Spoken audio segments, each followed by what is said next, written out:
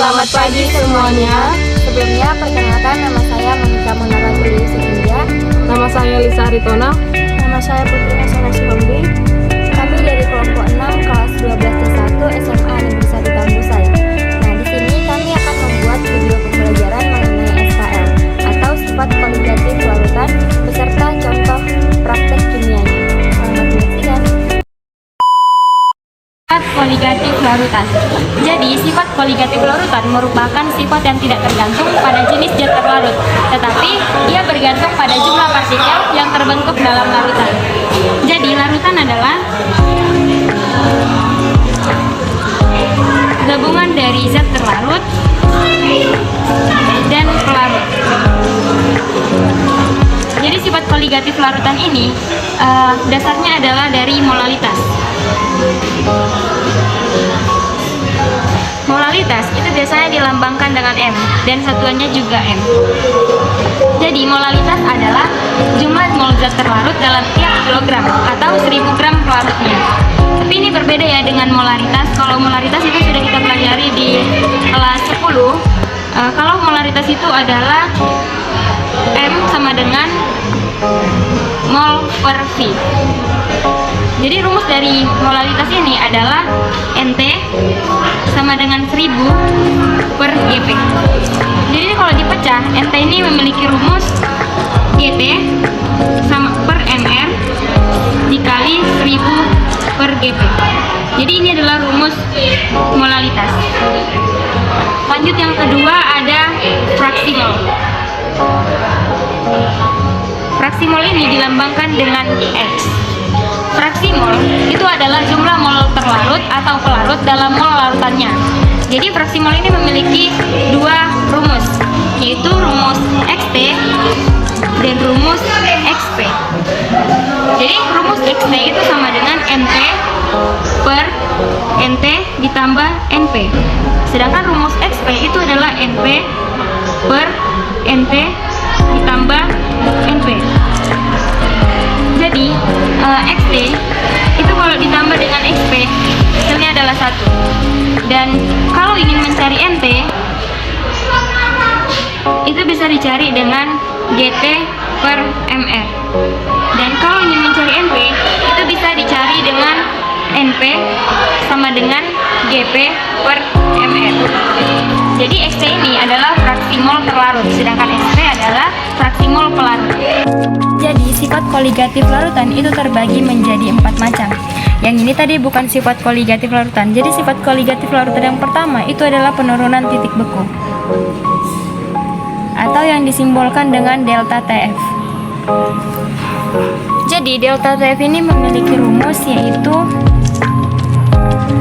molalitas dikali KF dikali I.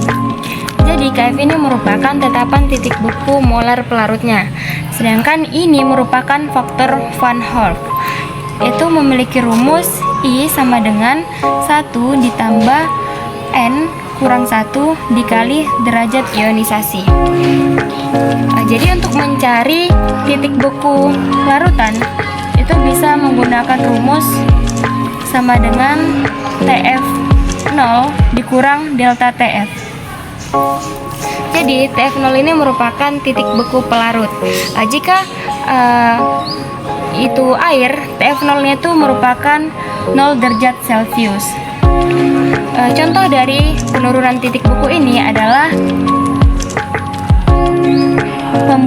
pembuatan es, AC, dan radiator mobil. Nah, di sini saya akan menjelaskan sedikit mengenai elektrolit. Jadi yang termasuk dalam elektrolit itu ada 3. Yang pertama asam. Contohnya seperti HCl dan HNO3. Yang kedua basa. Itu contohnya seperti NaOH dan CaOH 2 kali. Yang ketiga garam. Nah, garam ini terdiri dari kation dan anion. Kation ini logam dan anion ini dapat berupa sulfat, sulfit, dan yang lainnya. Jadi yang termasuk dalam elektrolit itu asam, basa, dan garam. Baiklah teman-teman, kita masuk dalam materi elektrolit kuat. Elektrolit kuat ini mengandung golongan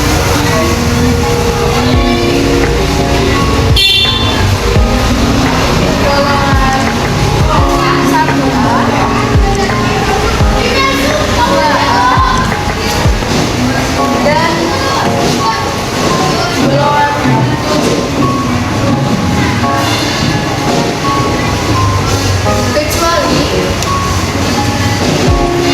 kecuali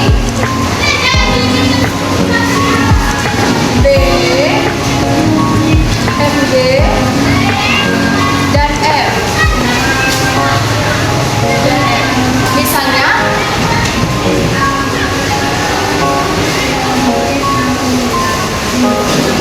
Na2SO4,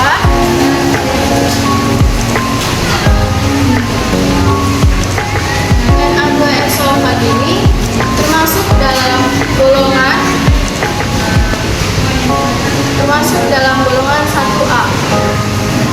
Selanjutnya, senyawa mengandung O elektrolit kuat jika O dikurang H lebih besar dari 2. Contohnya HNO3 ini sama dengan O dikurang H sama dengan O-nya ada 3, H-nya ada 1. Berarti 3 dikurangi 1 sama dengan 2. Ini disebut dengan elektrolit kuat. Contoh yang kedua, CH3 COOH. Ini O dikurang H sama dengan O-nya ada 2, H-nya ada 4. Berarti 2 dikurangi 4 sama dengan min 2. Ini disebut dengan lemak, elektrolit lemak.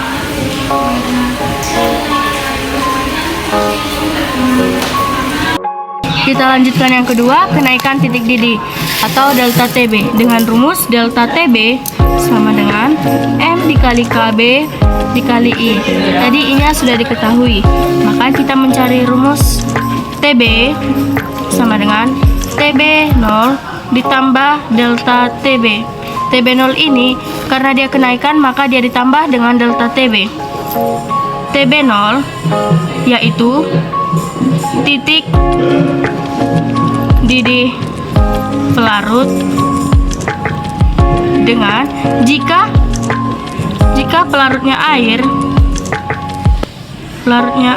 air maka nilai TB0 yaitu 100 derajat Celcius.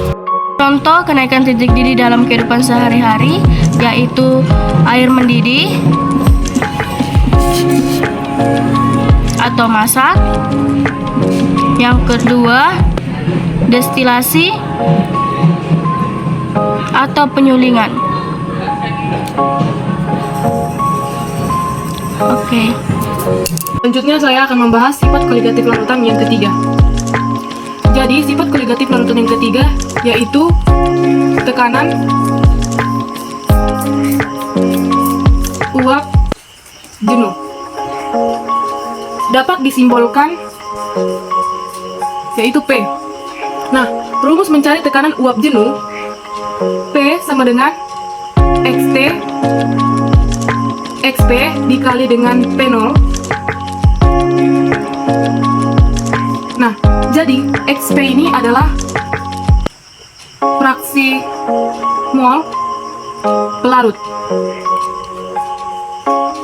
XP dan P0 adalah tekanan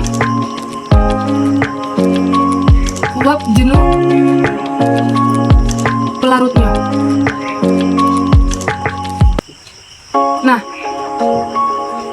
jika larutan elektrolit, maka kita mencari P, yaitu sama dengan XP.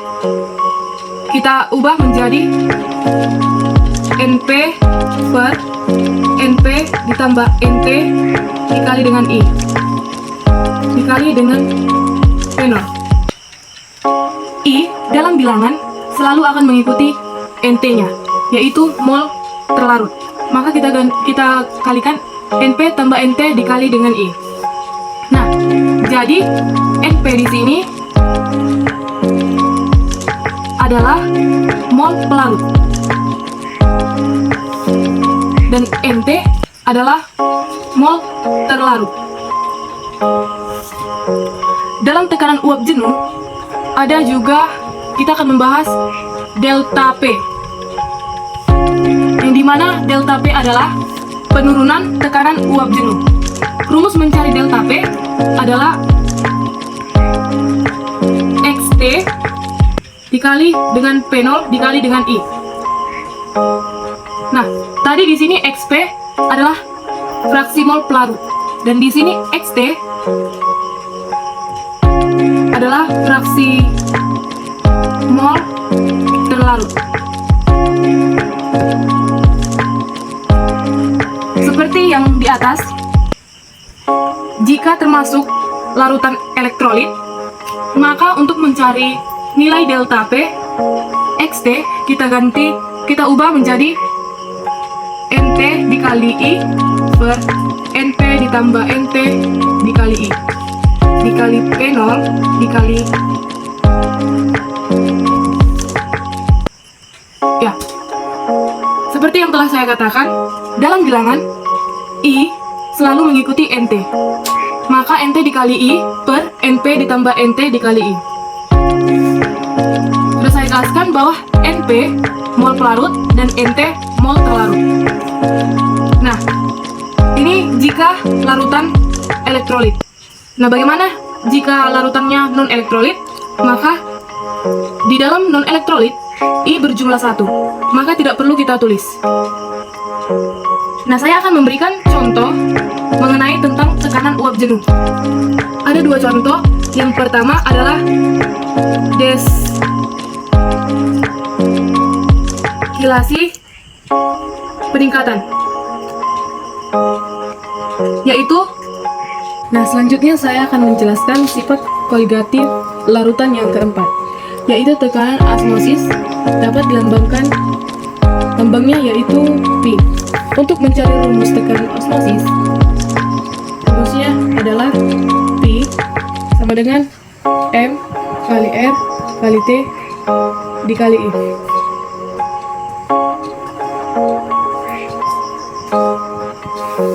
Jadi nilai R adalah 0,082 dan T di sini adalah suhu harus Kelvin. Contohnya 27 derajat Celcius ditambah 273 sama dengan 300 Kelvin. Dan M di sini adalah molaritas. Rumus molaritas adalah NT per volume. Jadi tekanan osmosis I sebenarnya adalah NT dikali I per volume dikali R dikali T.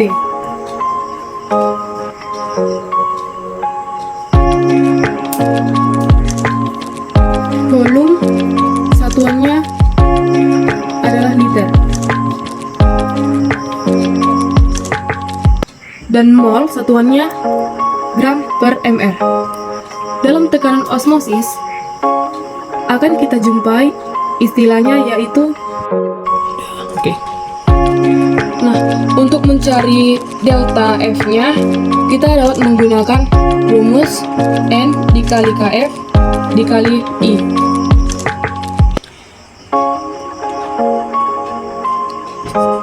Delta TF sama dengan NT1 dikali I ditambah NT2 dikali 1000 per GT. gram terlarut, lalu kita kalikan dengan KF. Oke teman-teman, kita sudah dapat contoh soalnya, yaitu 22,2 CaCl2 PR-nya itu 100 dilakukan dalam 250 air, KF-nya 1,84. Nah, maka titik beku adalah yang pertama kita tentukan yang diketahui. Yang diketahui yang pertama yaitu GT atau gram terlarut.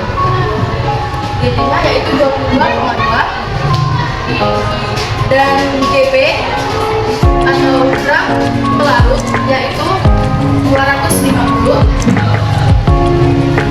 Dan yang diketahui yang ketiga ada MR-nya 111 dan KF 1,86.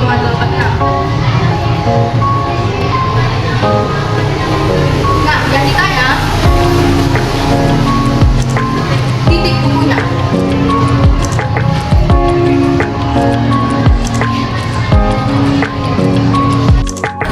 Baiklah, karena yang ditanya tadi adalah titik beku, maka pertama-tama kita akan mencari delta TF-nya terlebih dahulu. Jadi rumus delta TF adalah N dikali KF dikali I. Jadi di sini rumus M adalah NT dikali I dikali 1000 per GP dikali KF. Jadi rumus NT adalah GP per MR dikali I dikali 1000 per GP dikali KF. Jadi di sini kan sudah diketahui bahwa garam terlarutnya adalah 22,2. Tinggal kita masukkan per MR-nya juga sudah diketahui bahwa MR-nya adalah 111 dikali I-nya. I-nya kita bisa cari dari CaCl2. Jadi CaCl2 itu adalah elektrolit. Nah, kita bisa mencari I kalau kita mengetahui neutron dari CaCl2 tersebut. Jadi neutron dari CaCl2 itu adalah 3. Karena Ca-nya 1, Cl-nya 2. Jadi 1 tambah 2 adalah 3. Jadi kita bisa mencari I-nya dengan rumus 1 ditambah N kurang 1 sama dengan 1 ditambah N-nya tadi 3 kurang 1 sama dengan 1 ditambah 3 kurang 1 adalah 2. Jadi 1 tambah 2 adalah 3. Jadi dapat kita simpulkan bahwa N itu sama dengan I. Baiklah, kita sudah mengetahui bahwa I-nya adalah 3. Jadi I-nya sama dengan 3, 1000 per garam pelarutnya tadi sudah diketahui yaitu 250 dikali KF-nya juga sudah diketahui yaitu 1,6.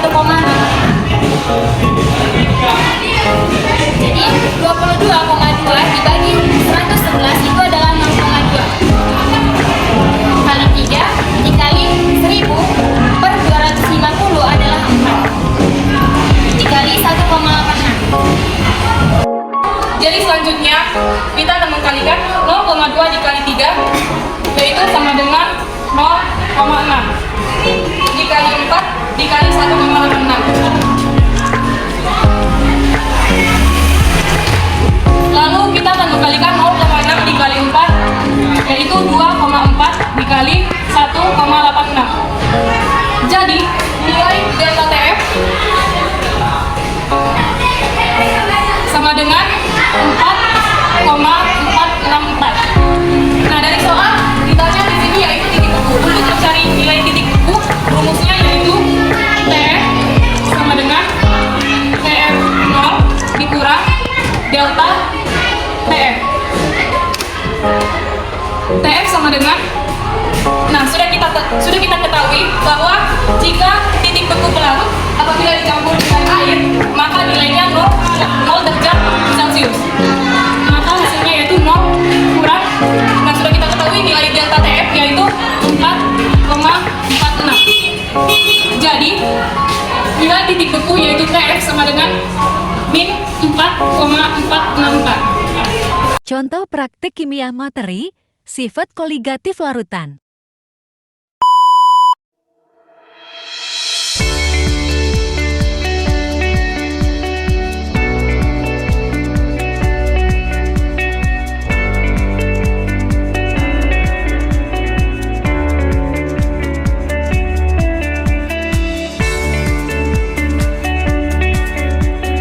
Nah, teman-teman, untuk langkah pertama pembuatan es krim putar, kita siapkan alat dan bahannya terlebih dahulu.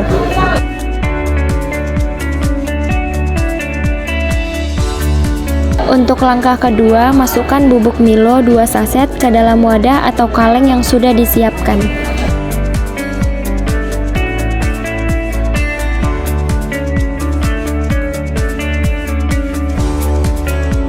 Langkah ketiga, masukkan 2 bungkus susu kental manis saset sebagai pemanis dari bubuk Milo tersebut.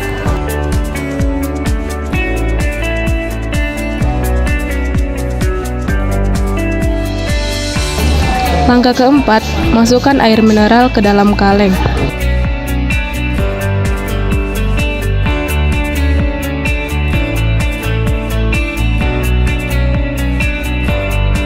Langkah kelima, aduk hingga bubuk Milo dan susu saset tercampur secara merata.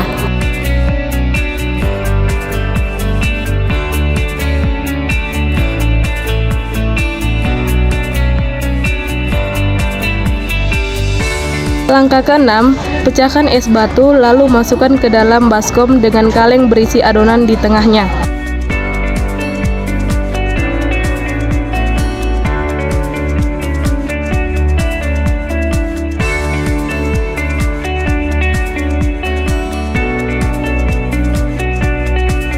Langkah ketujuh, masukkan garam ke dalam baskom.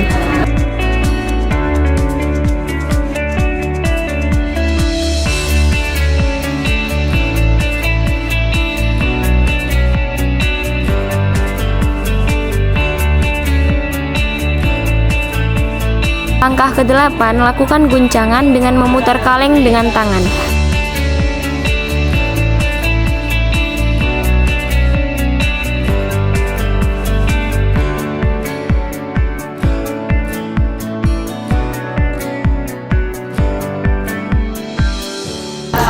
Langkah ke-9, lakukan guncangan hingga adonan membeku menjadi es.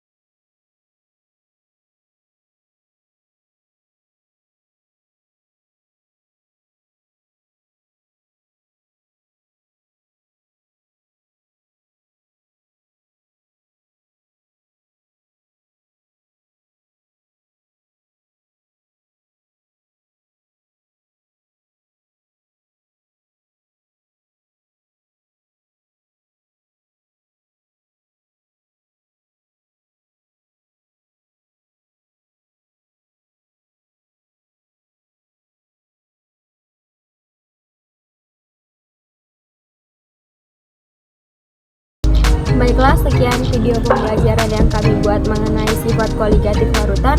Semoga video ini dapat bermanfaat untuk banyak orang. Terima kasih.